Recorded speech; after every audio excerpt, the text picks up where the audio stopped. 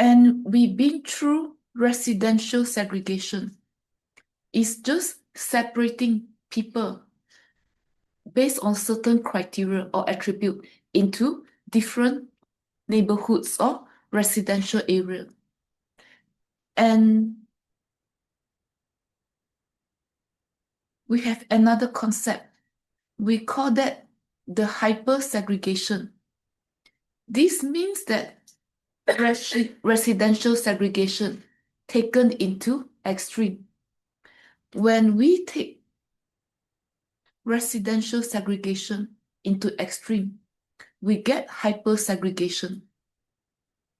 Hyper segregation can be a very intense kind of residential segregation.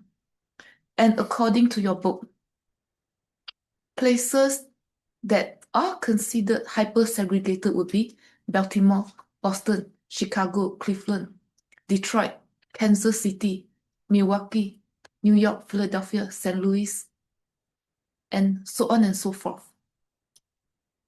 Maybe I've not been to all these cities. I've been to Philadelphia, New York. I used to work very close to Baltimore. And I've been to Kansas City. Maybe in some of these places, in my assumption, maybe they are corporate offices, skyscrapers for certain individuals, or high-end condos and high-end apartments and high-class residential areas in certain segments of that city. And in other segments of the city, people could not afford mortgages and rents, they are homeless, or they live in poor quality, dilapidated housing. And because the tax revenue collected by the local government may be different in these different segments within the same city.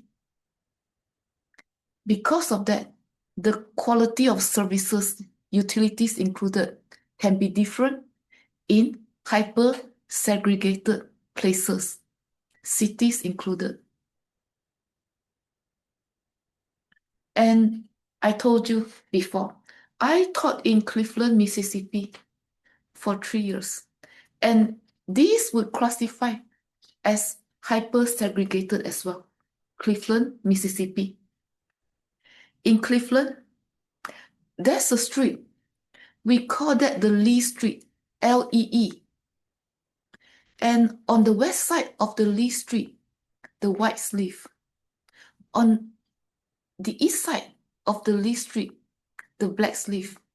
And the Hispanic, the Asians, they live in the border areas of the east and west side. And most of the Asian and Hispanics, we are university employees. We live in university housing. So I would think that Cleveland, Mississippi is also hyper-segregated.